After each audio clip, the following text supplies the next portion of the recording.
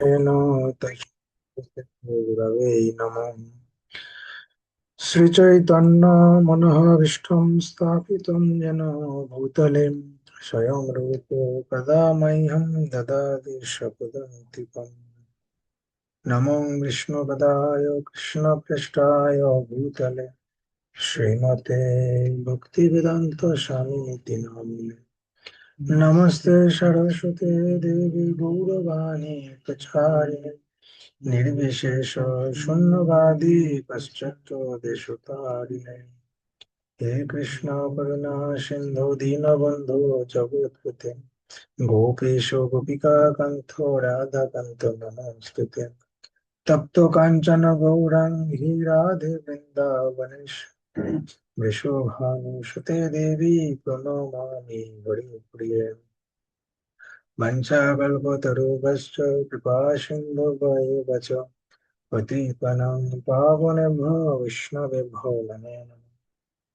जय श्री कृष्ण चैतन्य प्रभु नित्यानंद श्री अद्वैत गदाधर श्रीवासादि श्री गौरभक्तवृंद। हरे कृष्ण कृष्ण कृष्ण हरे हरे हरे राम राम राम हरे हरे। ओम नमो भगवते वासुदेवाय। ओम नमो भगवते वासुदेवाय। ओम नमो भगवते वासुदेवाय। গ্রন্থরাজ শ্রীমদ্ ভাগবতম প্রথম স্কন্ধ প্রথম অধ্যায় ঋষিদের প্রশ্ন শ্লোক সংখ্যা 2। ধর্ম প্রজাজিত কৈতবত্র পরম নির্মাত শরণম শতম वेदं वास्तवमत्र वस्तु शिवदं तपत्रयाणामूलनम्। श्रीमद्भागवते महामुनि कृते किं वा परमेश्वरः सद्येरिद्वावरुधत्त तत्र पृथिवी शुश्रूषुभिस्तत्क्षणात्। ধর্ম ধর্ম প্রযোজিত সম্পূর্ণভাবে বর্জন করে কৈতব ভক্তি মুক্তি বাসনা যুক্ত অত্র এখানে পরম ও সর্বোচ্চ নির্মৎ শরণম যার হৃদয় সম্পূর্ণভাবে নির্মল হয়েছে শতম ভক্ত বেদ্যম বোধগম্য বাস্তবম বাস্তব অত্র এখানে বস্তু বস্তু শিবদম পরমানন্দদায়ক তাপত্রয় ত্রিতাপ উন্মূলনম সমূলে উৎপাটিত করে শ্রীমৎ সুন্দর ভাগবতে ভাগবত পুরাণ মহামুনি মহামুনি ব্যাসদেব কৃতে রচিত কিম কি বা প্রয়োজন পরহ অন্য কিছু ঈশ্বর পরমেশ্বর ভগবান সদ্য অবিলম্বে হৃদয়ে অবরুদ্ধতে অবরুদ্ধ হয় অত্র এখানে পৃথিবী সুকৃতি সম্পূর্ণ মানুষদের দ্বারা শুশ্রূষুভি অনুশীলনের ফলে তৎক্ষণাৎ অবিলম্বে। অনুবাদ: জড় বাসনা যুক্ত সব রকমের ধর্ম সম্পূর্ণভাবে বর্জন করে এই ভাগবত পুরাণ পরম সত্যকে প্রকাশ করেছে, যা কেবল সর্বতভাবে নির্মৎসর ভক্তরাই হৃদয়ঙ্গম করতে পারে। পরম সত্য হচ্ছে পরম মঙ্গলময় বাস্তব বস্তু। সেই সত্যকে জানতে পারলে ত্রিতাপ দুঃখ সমূলে উৎপাটিত হয়। মহামুনি বেদব্যাস এই শ্রীমদ্ ভাগবত রচনা করেছেন এবং ভগবত তত্ত্বজ্ঞান হৃদয়ঙ্গম করতে এই গ্রন্থটি যথেষ্ট। সুতরাং অন্য কোনো শাস্ত্র গ্রন্থের আর কি প্রয়োজন। কেউ যখন শ্রদ্ধাবনত চিত্তে এবং একাগ্রতা সহকারে এই ভাগবতের বাণী শ্রবণ করেন বা তখন তার হৃদয়ে ভগবত তত্ত্বজ্ঞান প্রকাশিত হয়। তাৎপর্য: ধর্মের অন্তর্গত 4টি মৌলিক বিষয় হচ্ছে পুণ্যকর্ম, অর্থনৈতিক উন্নতি, ইন্দ্রিয় সুখভোগ বা চরমে জড় জগতের বন্ধন থেকে মুক্তি। ধর্মবিহীন জীবন হচ্ছে অসভ্য জীবন। ধর্ম আচরণ শুরু হলেই কেবল যথার্থ মানব জীবনে শুরু হয়। আহার, নিদ্রা, ভয় এবং মৈথুন এই 4টি হচ্ছে পশু জীবনের ভিত্তি। এই প্রবৃত্তিগুলি মানুষ এবং পশু উভয়ের মধ্যেই রয়েছে, কিন্তু ধর্ম আচরণ হচ্ছে মানব জীবনের একটি বিশেষ কার্য। ধর্মবিহীন মনুষ্য জীবন পশু জীবনের থেকে কোনো অংশেই উন্নত নয়।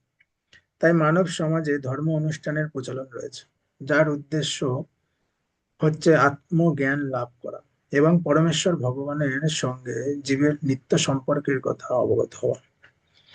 মানব সভ্যতার নিম্নস্তরে সবসময় জড় জগৎকে ভোগ করার তীব্র বাসনা থাকে এবং তার ফলে নিরন্তর ইন্দ্রিয় তৃপ্তির জন্য পরস্পরের সঙ্গে প্রতিদ্বন্দ্বিতা হয়। এই ধরনের চেতনার দ্বারা তাড়িত হয়ে মানুষ ক্রমান্বয়ে বিপর্যস্ত হতে হতে অবশেষে ধর্মের প্রতি উন্মুখ হয়। সে তখন জড় সুখভোগের আশায় পুণ্য কর্ম অথবা ধর্ম অনুষ্ঠান করে।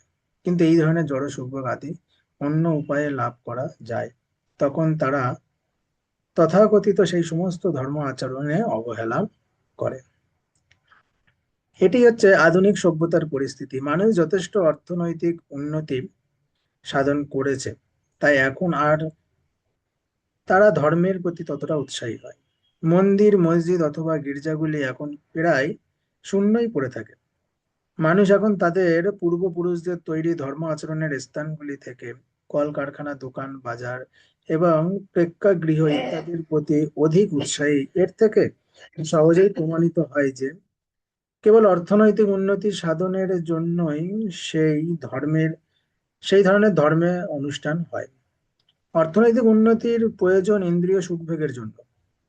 অনেক সময় দেখা যায় যে কেউ যখন ইন্দ্রিয় সুখভোগের প্রচেষ্টায় ব্যর্থ হয়, তখন সে মোক্ষ লাভের চেষ্টা করে এবং পরমেশ্বর ভগবানের সঙ্গে এক হয়ে যেতে চায়। প্রকৃতপক্ষে এই ধরনের প্রচেষ্টাগুলো ইন্দ্রিয় সুখভোগেরই নামান্তর। বেদে এই চারটি কর্মেরই নির্দেশ দেওয়া হয়েছে, যাতে মানুষ যথাযথভাবে ধর্মের জীবন পথে অগ্রসর হতে পারে এবং ইন্দ্রিয় সুখভোগের জন্য পরস্পরের মধ্যে অনর্থক প্রতিযোগিতা না হয়। কিন্তু শ্রীমদ্ ভাগবত হচ্ছে ইন্দ্রিয়তৃপ্তি সাধনের উদ্দেশ্যে সমস্ত কার্যকলাপের অতীত এক দিব্য শাস্ত্র।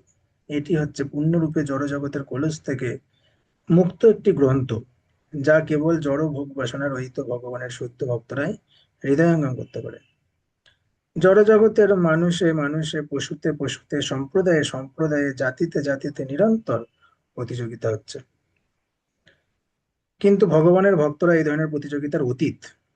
তারা জড়বাদীদের সঙ্গে প্রতিযোগিতা করেন না, কেননা তারা ভগবত ধামের দিকে এগিয়ে চলেছেন, যেখানে জীবন নিত্য এবং আনন্দময়।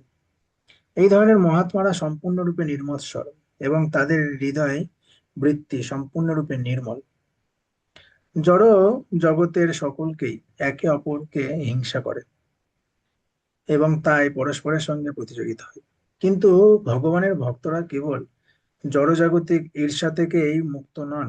তারা সকলেরই শুভাকাঙ্ক্ষী এবং তারা চেষ্টা করেন প্রতিদ্বন্দ্বিতা বিহীন ভাগবত কেন্দ্রিক সমাজ প্রতিষ্ঠা করা।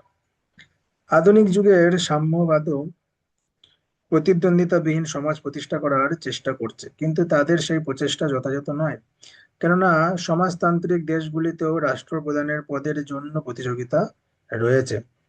বৈদিক দৃষ্টিভঙ্গির পরিপ্রেক্ষিতে অথবা সাধারণ মানবিক কার্যকলাপের পরিপ্রেক্ষিতে দেখা যায় যে ইন্দ্রিয় সুখভোগ হচ্ছে পার্থিব জীবনের ভিত্তি। বেদে তিনটি পন্থার উল্লেখ করা হয়েছে। তার একটি হচ্ছে উচ্চতর লোকে উন্নতি হওয়ার জন্য সকাম কর্ম, দ্বিতীয়টি হচ্ছে বিভিন্ন দেবদেবীর পূজা করে তাদের লোকে উন্নতি হওয়া, এবং তৃতীয়টি হচ্ছে নির্বিশেষ রূপে পরম সত্যকে উপলব্ধি করে তার সঙ্গে এক হয়ে যাওয়া।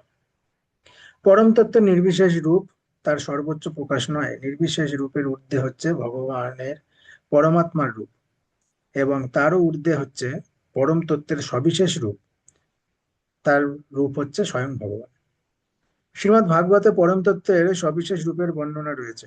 এটি নির্বিশেষ তত্ত্ব সমন্বিত গ্রন্থাবলী এবং বেদের জ্ঞানকাণ্ড থেকে অনেক উচ্চ স্তরের বিষয়। এমনকি এটি কর্মকাণ্ড এবং উপাসনা কাণ্ডের ঊর্ধ্বে, কেননা এতে পরমেশ্বর ভগবান শ্রীকৃষ্ণের আরাধনার পন্থা নির্দেশিত হয়েছে। কর্মকাণ্ডে উন্নততর ইন্দ্রিয় সুখভোগের জন্য স্বর্গলোকে উন্নতি হওয়ার কামনা রয়েছে এবং জ্ঞানকাণ্ড এবং উপাসনা কাণ্ডেও এই ধরনের কামনা রয়েছে। কিন্তু শ্রীমদ্ ভাগবত সেগুলি থেকে অনেক ঊর্ধ্বে, কারণ তার লক্ষ্য হচ্ছে পরম সত্যের সবিশেষ প্রকাশ, পরমেশ্বর ভগবান, যিনি হচ্ছেন সবকিছুরই পরম কেন্দ্র। শ্রীমদ্ ভাগবতের মাধ্যমে মূল তত্ত্ব এবং তার বৈশিষ্ট্য উভয় সম্বন্ধে অবগত হওয়া যায়। মূল তত্ত্ব হচ্ছেন পরম সত্য, পরমেশ্বর ভগবান, এবং অন্য সবকিছু হচ্ছে তার শক্তির আপেক্ষিক প্রকাশ। কোনো কিছুই মূল তত্ত্ব থেকে বিচ্যুত নয়, কিন্তু তা সত্ত্বেও শক্তি শক্তিমান থেকে ভিন্ন। এই ধারণাটি পরস্পর বিরোধী নয়। বেদান্ত সূত্রের একটি সূত্র জন্মাদস্য জাতঃ এর মাধ্যমে শুরু হয়েছে, যে শ্রীমদ্ ভাগবত তাতে বেদান্ত সূত্রের অচিন্ত্য ভেদাভেদ তত্ত্ব স্পষ্টভাবে প্রকাশিত হয়েছে। যে সমস্ত মনোধর্মী শক্তিকে পরম তত্ত্ব বলে প্রচার করতে চায়, তাদের সেই বিকৃত সিদ্ধান্তের উত্তর হচ্ছে শ্রীমদ্ ভাগবতের বিজ্ঞান, যাতে বিশ্লেষণ করা হয়েছে যে ভগবানের শক্তি ভগবানের সঙ্গে যুগপৎ ভিন্ন এবং অভিন্ন। এই জ্ঞান যখন যথাযথভাবে হৃদয়ঙ্গম করা যায়, তখন দেখা যায় যে দ্বৈতবাদ এবং অদ্বৈতবাদ উভয়ই অপূর্ণ। এই অচিন্ত্য ভেদাভেদ তত্ত্বের ভিত্তিতে যখন দিব্য চেতনার বিকাশ হয়, তখন মানুষ জড়জগতের ত্রিতাপ দুঃখ থেকে মুক্ত হন। এটি এই ত্রিতাপ দুঃখ হচ্ছে মন এবং দেহজাত আধ্যাত্মিক ক্লেশ। দ্বিতীয় হচ্ছে অন্য প্রাণী জনিত আদি ভৌতিক ক্লেশ, এবং তৃতীয় হচ্ছে প্রাকৃতিক বিপর্যয় জাত আদি দৈবিক ক্লেশ। শ্রীমদ্ ভাগবতের সূচনা হচ্ছে ভগবানের চরণে শরণাগতির মাধ্যমে। ভক্ত সর্বতোভাবে অবগত থাকেন যে তিনি পরমেশ্বরের সঙ্গে এক, তবে তার স্থিতি হচ্ছে পরমেশ্বরের নিত্য সেবা করবে। জড়জগতের ভ্রান্তি বশত কেউ মনে করতে পারে যে তিনিই হচ্ছেন সবকিছুর উদ্দেশ্য, এবং তার ফলে তিনি নিরন্তর ত্রিতাপ দুঃখ ভোগ করেন। কিন্তু কেউ যখন হৃদয়ঙ্গম করতে পারেন যে তার যথার্থ স্বরূপে তিনি হচ্ছেন ভৃত্য, তৎক্ষণাৎ তিনি সমস্ত দুঃখ দুর্দশা থেকে মুক্ত। জীব যতক্ষণ জড়জগতের উপর প্রভুত্ব করার চেষ্টা করে, ততক্ষণ তার পক্ষে ভগবানের সেবক হওয়ার কোন রকম সম্ভাবনাই থাকে না। পরমেশ্বর ভগবানের সেবা পারমাত্মিক স্বরূপের শুদ্ধ চেতনার মাধ্যমে কেবল সাধিত হয়। এই সেবার মাধ্যমে তৎক্ষণাৎ জড়জগতের বন্ধন থেকে মুক্ত হওয়া যায়। সর্বোপরি শ্রীমদ্ ভাগবত হচ্ছে বেদান্ত সূত্রের রচয়িতা শ্রীল ব্যাসদেব কর্তৃক প্রদত্ত বেদান্ত সূত্রের ভাষ্য। তার পারমাত্মিক জীবনের পরিপক্ক অবস্থায় নারদ মুনির কৃপায় তিনি সেটি রচনা করেন। শ্রীল ব্যাসদেব হচ্ছেন পরমেশ্বর ভগবান নারায়ণের অবতার, তাই তার প্রামাণিকতা সম্বন্ধে কোনো প্রশ্নই উঠতে পারে না। তিনি হচ্ছেন বৈদিক শাস্ত্র গ্রন্থের প্রণেতা, আর তিনি নির্দেশ দিয়েছেন যে অন্যান্য শাস্ত্র গ্রন্থ অধ্যয়ন করার আর কোনো প্রয়োজন নেই। কেবল শ্রীমদ্ ভাগবত অধ্যয়ন করলেই পরমার্থ সাধিত হবে। অন্যান্য পুরাণে বিভিন্ন দেবদেবীর উপাসনা করার পন্থা নির্দিষ্ট হয়েছে, কিন্তু শ্রীমদ্ ভাগবতে কেবল পরমেশ্বর ভগবানের কথাই বর্ণিত হয়েছে।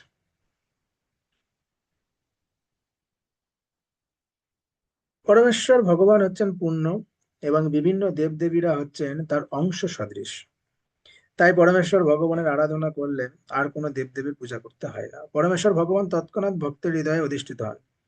শ্রী চৈতন্য মহাপ্রভু শ্রীমদ্ ভাগবতকে অমূল পুরাণ বলে অভিহিত করে অন্যান্য সমস্ত পুরাণ থেকে তার স্বাতন্ত্র্য নিরূপণ করেছেন। পারমাত্মিক জ্ঞান লাভ করা যথার্থ পন্থা হচ্ছে শ্রদ্ধাবনত চিত্তে শ্রবণ করা। উদ্ধত ভাব সম্পন্ন হলে এই অপ্রাকৃত বাণীর হৃদয়ঙ্গম করা যায় না। যথার্থভাবে যথার্থভাবে এই জ্ঞান আহরণ করার সম্বন্ধে শুশ্রূষা শব্দটি ব্যবহার করা হয়েছে। এই অপ্রাকৃত বাণী শ্রবণ করার জন্য ঐকান্তিকভাবে উৎকণ্ঠিত হতে হবে। নিষ্ঠা করে তা শ্রবণ করাই হচ্ছে এই জ্ঞান আহরণের প্রাথমিক যোগ্যতা। যে সমস্ত মানুষ দুর্ভাগা, তারা এই শ্রীমদ্ ভাগবত শ্রবণে বিন্দুমাত্র উৎসাহী নয়। এই পন্থাটি অত্যন্ত সরল পন্থা, কিন্তু তার প্রয়োগ হচ্ছে অত্যন্ত কঠিন। পন্থাটি অত্যন্ত সরল, কিন্তু প্রয়োগ করাটা খুব কঠিন। মানে ভক্তি জীবনটা খুব সহজ, খুব সরল, কিন্তু আশাটা খুব কঠিন। দুর্ভাগা মানুষেরা রাজনৈতিক এবং সামাজিক বিষয়ে অলস আলোচনা করার যথেষ্ট সময় পায়, কিন্তু যখন তাদের ভক্ত সঙ্গ শ্রীমদ্ ভাগবত শ্রবণ করার জন্য আহ্বান করা হয়, তখন তারা তাদের অনিচ্ছা প্রকাশ করে যে আমাদের কাছে সময় নেই।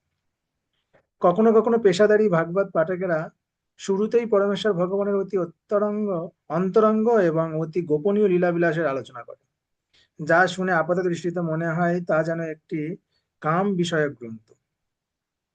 শ্রীমদ্ ভাগবত শ্রবণ করতে হয় প্রথম স্কন্ধ থেকে। এই গ্রন্থটির বিষয়বস্তু হৃদয়ঙ্গম করার যোগ্যতা সম্বন্ধে এই শ্লোকে বলা হয়েছে, বহু স্বীকৃতি অর্জন করার ফলে শ্রীমদ্ ভাগবত শ্রবণ করার যোগ্যতা লাভ করা যায়? শ্রীমদ্ ভাগবত শ্রবণ করতে গেলে সুকৃতির প্রয়োজন আছে, বহু সুকৃতি। কত জন্ম পার করে আসতে হবে সুকৃতি লাভ করতে করতে। সুকৃতি হয় ভক্তি থেকে। ভক্তি জীবন পালন করতে করতে সুকৃতি জন্ম নেয়। খারাপ কার্য করতে করতে পাপের জন্ম হয়। হ্যাঁ, কারোর উপকার করতে করতে পুণ্যের জন্ম হয়। আর ভক্তি করতে করতে সুকৃতির জন্ম হয়। হুম।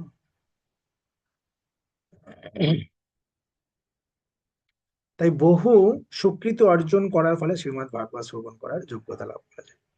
বুদ্ধিমান মানুষেরা তাদের চিন্তাশীল বিচারের দ্বারা উপলব্ধি করতে পারেন যে মহর্ষি বেদব্যাস আশ্বাস দিয়ে গেছেন যে শ্রীমদ্ ভাগবত শ্রবণ করার মাধ্যমে পরমেশ্বর ভগবানকে জানা যায়। বেদে নির্দেশিত পারমাত্মিক উপলব্ধির বিভিন্ন স্তরে উন্নতি না হয়েও কেবলমাত্র শ্রীমদ্ ভাগবতের এই জ্ঞান শ্রবণ করার মাধ্যমেই কেবল সরাসরি ভাবে পরমহংস স্তরে উন্নতি হওয়া যায়। 3 নম্বর শ্লোক। নিগম কল্পতরুগলিতম ফলম সুখামুখাদমৃতদ্রব সংযুতম পিবাত ভাগবতম রসমলয়ম মুহুরহরসিকা ভুবি ভাবুকঃ। হে বিচক্ষণ এবং চিন্তাশীল মানুষ, কল্পবৃক্ষরূপী বৈদিক শাস্ত্রের অত্যন্ত সুপক্ষ ফল হচ্ছে এই শ্রীমদ্ ভাগবত আস্বাদন করুন। তা ছিল সুখদেব গোস্বামীর শ্রীমুখ থেকে নিঃসৃত হয়েছিল। তাই এই ফলটি আরো অধিক উপাদেয় হয়েছে। যদিও এই অমৃতময় রস মুক্ত পুরুষেরা পর্যন্ত আস্বাদন করে থাকে। তাৎপর্য। পূর্ববর্তী পূর্ববর্তী দুটি শ্লোকে স্পষ্টভাবে প্রতিপন্ন হয়েছে যে শ্রীমদ্ ভাগবত তার অপ্রাকৃত গুণাবলীর প্রভাবে সমস্ত বৈদিক শাস্ত্রের মধ্যে সর্বোত্তম। এই গ্রন্থে যে জ্ঞান বিতরণ করা হয়েছে তা সব রকমের জাগতিক কার্যকলাপ এবং পার্থিব জ্ঞানের অতীত। এই শ্লোকে বর্ণনা করা হয়েছে যে শ্রীমদ্ ভাগবত কেবল উন্নতি জ্ঞান সমন্বিত শাস্ত্র নয়, তা হচ্ছে সমস্ত বৈদিক শাস্ত্রের সুপক্ষ। পক্ষান্তরে বলা যায় এটি হচ্ছে সমস্ত বৈদিক জ্ঞানের সারথিসার। এই সমস্ত তত্ত্ব বিবেচনা করে ধৈর্য এবং বিনয় সহকারে তা শ্রবণ করা অত্যন্ত প্রয়োজন। ঐকান্তিক শ্রদ্ধা এবং একাগ্রতা সহকারে শ্রীমদ্ ভাগবতের বাণী শ্রবণ করা উচিত। শ্রদ্ধা এবং একাগ্রতা সহকারে, যাদের শ্রদ্ধা এবং একাগ্রতা নেই শ্রীমদ্ ভাগবত শ্রবণ না করা উচিত। বেদকে কল্পবৃক্ষের সঙ্গে তুলনা করা হয়েছে, কেননা তাতে মানুষের জ্ঞাতব্য সমস্ত জ্ঞান রয়েছে। বেদে পরমার্থ বিষয়ক জ্ঞান যেমন প্রচার করা হয়েছে, তেমনি জাগতিক প্রয়োজনগুলি সম্বন্ধে তাতে বিশদভাবে আলোচনা করা হয়েছে। বেদে সামাজিক, রাজনৈতিক, ধর্মীয়, অর্থনৈতিক, সামরিক, চিকিৎসা বিজ্ঞান, রসায়ন, পদার্থবিদ্যা, আদিবিদ্যা ইত্যাদি সব রকম জাগতিক বিষয় সম্বন্ধীয় বৈধ জ্ঞান প্রদত্ত হয়েছে এবং এইগুলি শরীর ও মন নির্বাহ করার জন্য প্রয়োজন হতে পারে। এই সমস্ত বিষয়ের ঊর্ধ্বে আধ্যাত্ম বিষয়ের নির্দেশ রয়েছে। বিধিবদ্ধ জ্ঞানের মাধ্যমে জীবকে ক্রমান্বয়ে পারমাত্মিক স্তরে উন্নতি করা হয় এবং সর্বোচ্চ পারমাত্মিক জ্ঞান হচ্ছে সমস্ত দিব্য আনন্দ বা রসের আধার পরমেশ্বর ভগবানকে জানা। জড়জগতের প্রথম জীব হচ্ছে ব্রহ্মা। ব্রহ্মা থেকে শুরু করে একটি নগণ্য পিপীলিকা পর্যন্ত সকলেরই ইন্দ্রিয়ানুভূতি প্রসূত অন্য কোনো রকম সুখ আস্বাদন করতে চায়। এই সমস্ত ইন্দ্রিয় সুখগুলিকে বলা হয় রস। তাই বিভিন্ন রকমের রস রয়েছে। বৈদিক শাস্ত্রে বর্ণিত আছে 12টি রসের কথা। 12টি রসের মধ্যে প্রথম হচ্ছে রৌদ্র, দ্বিতীয় অদ্ভুত, তৃতীয় হাস্য, চতুর্থ বীর, পঞ্চম করুণ, 6 বীভৎস, 7 ভয়ানক, 8 শান্ত, 9 দাস্য, 10 সখ্য, 11 বাৎসল্য এবং 12 হচ্ছে মাধুর্য। এই 12টি রসের কথা বৈদিক শাস্ত্রে উল্লেখ করা আছে। এই সমস্ত রসের সমন্বয়কে বলা হয় প্রেম। প্রেমের মুখ্য লক্ষণগুলি হচ্ছে সম্ভ্রম সেবা, সাক্ষ্য বাৎসল্য এবং মাধুর্য। এই 5টি রস যখন অনুপস্থিত থাকে তখন প্রেম পরোক্ষভাবে হাস্য, অদ্ভুত, বীর, রৌদ্র, করুণ, ভয়ানক এবং বীভৎস রসের মাধ্যমে প্রকাশিত হয়। যেমন কোনো পুরুষ যখন কোনো স্ত্রীর প্রতি আসক্ত থাকে তখন সেই রসকে বলা হয় মাধুর্য রস। কিন্তু পরস্পরের প্রতি তাদের এই আসক্তি যখন ব্যাহত হয়, তখন বিস্ময়, ক্রোধ, বীভৎস অথবা ভয়ানক ভাবের উদয় হতে পারে। অনেক সময় স্ত্রী পুরুষের প্রণয় ভয়ঙ্কর হত্যাকাণ্ডে পর্যবসিত হতে দেখা যায়। এই সমস্ত রসগুলি মানুষের সঙ্গে মানুষের অথবা পশুর সঙ্গে পশুর মধ্যেও দেখা যায়। মানুষের সঙ্গে অন্য কোনো জীবের এই ধরনের বিনিময়ের সম্ভাবনা নেই। রসের বিনিময়ে স্বজাতির মধ্যেই হয়ে থাকে। গুণগতভাবে জীবাত্মা পরমেশ্বর ভগবানের স্বজাতীয়, তাই চিন্ময় স্তরে পরমেশ্বর ভগবানের সঙ্গে জীবের রস বিনিময় পূর্ণরূপে প্রকাশিত হয়। তাই শ্রুতি মন্ত্রে ভগবানকে রসবহ স, অর্থাৎ সমস্ত রসের উৎস বলে বর্ণনা করা হয়েছে। যখন পরমেশ্বর ভগবানের সঙ্গে কারো স্বরূপগত রসের বিনিময় হয়, তখনই কেবল যথার্থভাবে আনন্দ আস্বাদন হয়, তখনই কেবল যথার্থভাবে সুখী হওয়া যায়। শ্রুতিমন্ত্রে বলা হয়েছে যে প্রতিটি জীবই তার স্বরূপে কোনো বিশেষ রসে পরমেশ্বর ভগবানের সঙ্গে সম্পর্কযুক্ত। মুক্ত অবস্থাতেই কেবল জীবের স্বরূপগত রস পূর্ণরূপে অনুভূত হয়। জড়জগতে যে রস আস্বাদিত হয়ে থাকে তা থেকে প্রকৃত রসের বিকৃত প্রতিফলন বা এবং অনিত্য। জড়জগতে রসের যে প্রকাশ দেখা যায় তা হচ্ছে চিন্ময় রসগুলি জড়জাগতিক রূপ, তা প্রকৃত রস নয়।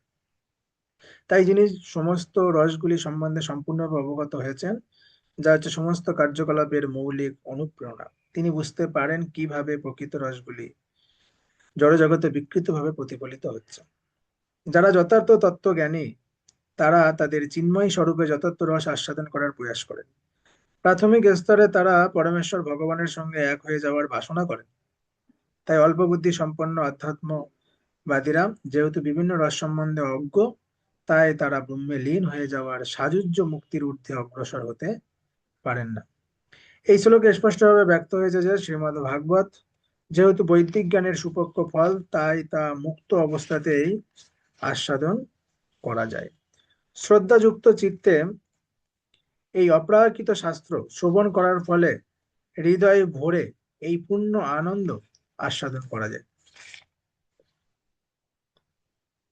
তবে যথার্থ বক্তার কাছ থেকে এই বাণী শ্রবণ করতে হবে। সবার কাছ থেকে ভাগবত শ্রবণ করতে বলিনি, যথার্থ বক্তার কাছ থেকে এই ভাগবত শ্রবণ করতে হবে।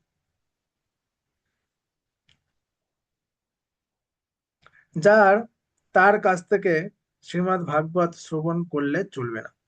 যথার্থ গুরু পরম্পরা ধারা এই জ্ঞান আহরণ করতে হয়। চিন্ময় জগৎ থেকে এই জ্ঞান নিয়ে আসেন নারদ মুনি।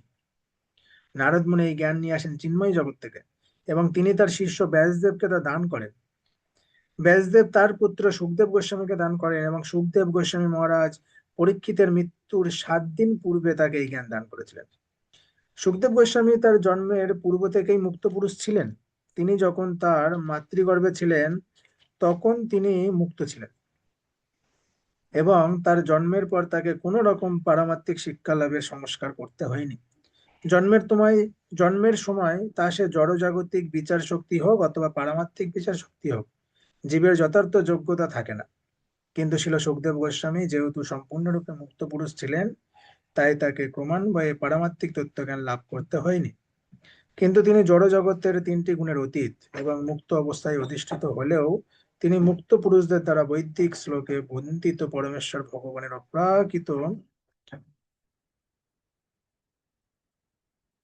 রসের প্রতি আকৃষ্ট হয়েছিলেন।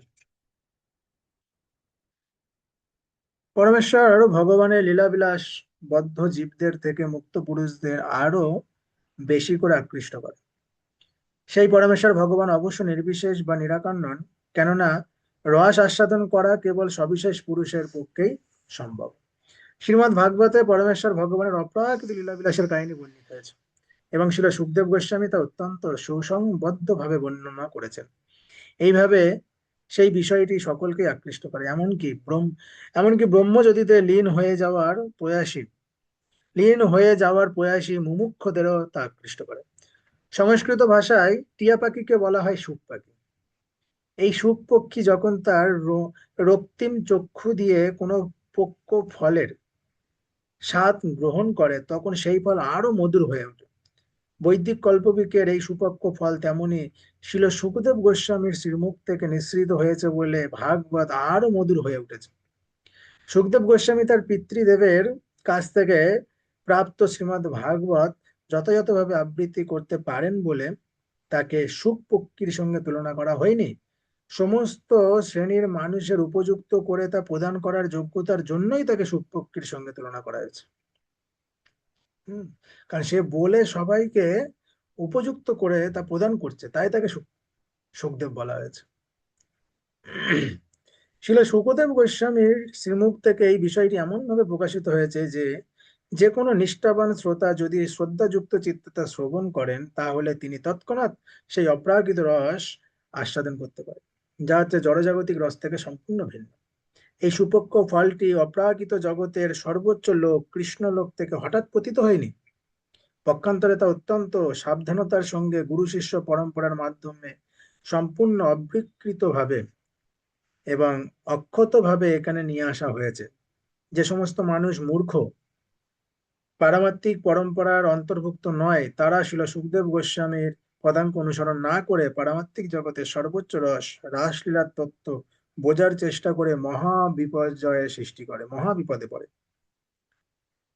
শিল সুখদেব গোস্বামী অত্যন্ত সাবধানতার সঙ্গে স্তরে স্তরে এই পারমাত্মিক তত্ত্ব উন্মোচন করেছেন।